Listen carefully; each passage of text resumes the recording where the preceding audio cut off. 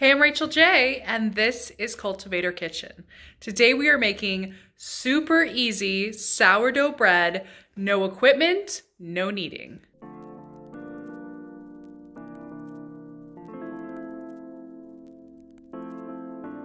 I got my first sourdough starter about a month ago. You guys saw that in my quarantine series, so check that out. And I really enjoyed learning how to bake sourdough bread. This is sourdough bread without any kneading. I don't have a proofing basket. I don't have a dough scraper. There's no Dutch oven, no weighted scale to measure things. All you need is a bowl, a spoon, and a towel, and of course your ingredients. So I'm gonna show you guys how I make it work. I hope you enjoy the recipe. Leave a comment below if you're gonna try this. And of course, if you're new here, don't forget to subscribe and make new videos every single week. Here are the two starters that I have. I have one made with all-purpose flour, and then I have one that I'm starting that's dark rye. I'll be trying that later, but today we're gonna use this one. First, I'm gonna take 1 cup of room temperature filtered water and put it in a bowl. And then I'm gonna put 2.5 teaspoons of sea salt and just go ahead and whisk that together to dissolve it a little bit. Then I'm going to use 2/3 cup starter. And if you want to test if your starter is ready to be used, you can do the float test and see if it floats in water. So I'm going to use a spatula and just scrape all that off in there and then get the other 1/3 of a cup.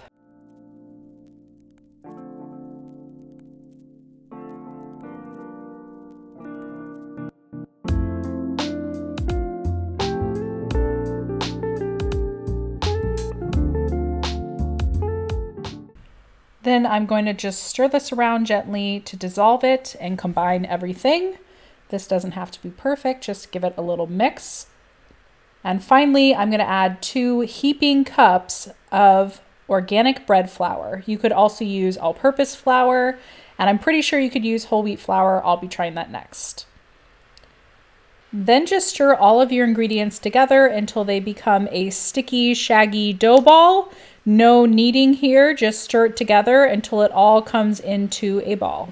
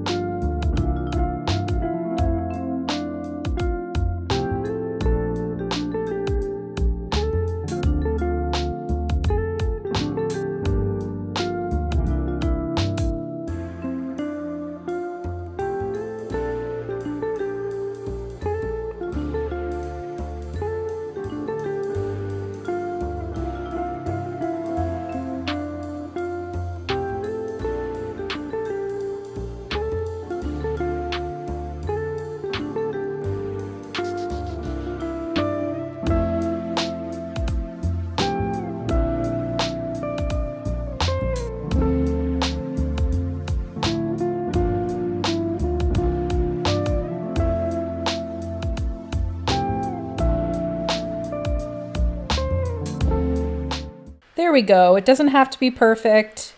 It's just coming together nicely here, and it's pretty wet and sticky, which is exactly what we want. Then go ahead and cover this with a towel, or I have this little cotton bowl cover, and set it aside for the whole day.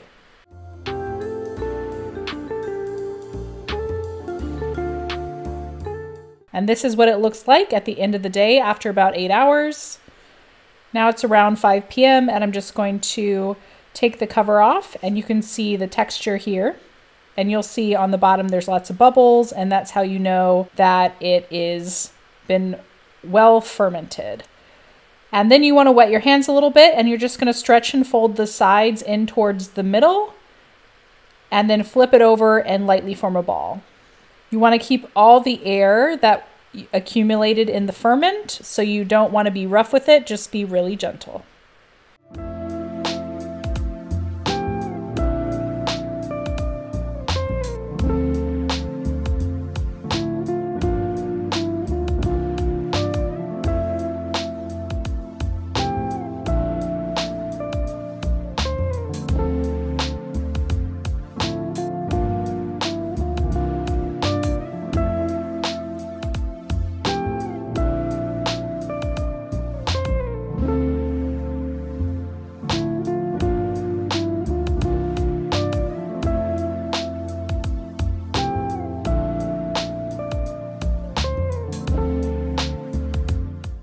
So now I'm just folding the edges of the dough underneath until I get a sort of ball shape. It doesn't have to be perfect, and it's super sticky, so if you need to, you can wet your hands again. And then I'm going to take another bowl. This is just my favorite soup bowl that I use. And I'm going to put a cotton towel on it. And this is where it will rest overnight. And I'm going to sprinkle that with a little flour so it doesn't stick to the towel. And then you're going to put the dough ball into the floured towel with the top, or the round side, in the bottom, so it's upside down. And then you just want to sprinkle this with a little flour so it doesn't stick, and fold the towel over gently to cover, and put this in the fridge overnight.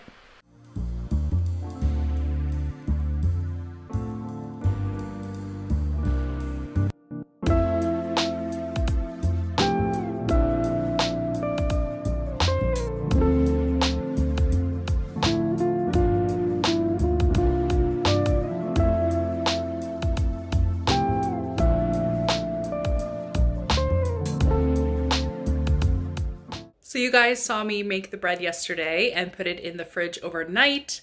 I started at 8 a.m. and just mixed it together in the bowl, left it all day, and in the evening I went ahead and formed it into a ball and put it in the fridge. Very simple so far, right? It takes a lot of time, but you are only touching the bread for like 5 minutes. So this morning, it is 9 a.m. I believe, and I'm going to take out the loaf and get it ready to bake so that we can have it for lunch today. I've already preheated my oven to 450 degrees Fahrenheit, and I'm gonna put just a pan of water to the side in the oven to create a little steam, which is what you need for really, really good bread. So I'm gonna put that together, and then we will prep the bread and get it in the oven. I'm going to use just a regular stainless steel pan that's safe to go in the oven, and fill it up with 1 quart of water. I'm going to put that in the back corner of my oven just to create a little steam to help make a crust for our bread. Then I'm going to get out my loaf and go ahead and open that up. The oven is preheating to 450 degrees Fahrenheit.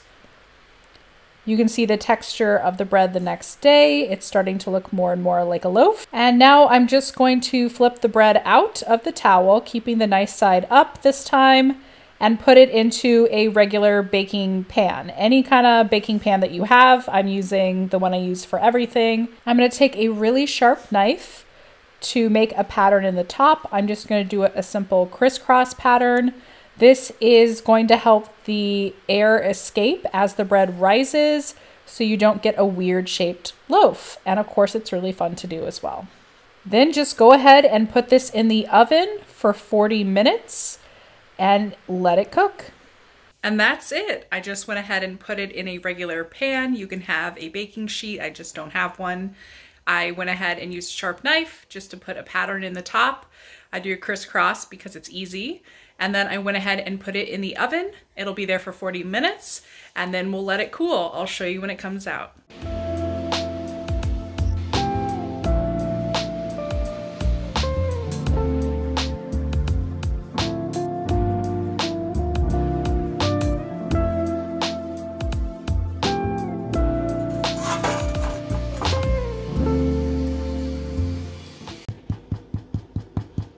Bread is out of the oven. It is so delicious looking. The smell in here is crazy. And if I tap on the bottom, I hope you could hear that there's a hollow noise. That's when you know it's really perfect. And you can see those sides are golden and that it rose nicely. So now I'm gonna let it sit for 1 hour. That is an important step. So let it rest and then we'll cut it open.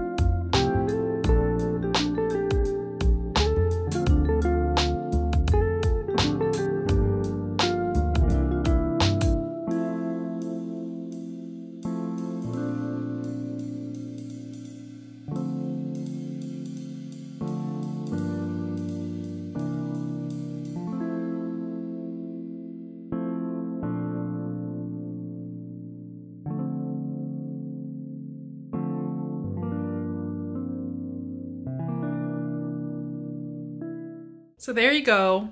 That is how I make my super airy, fluffy, crunchy, sour, so delicious sourdough bread.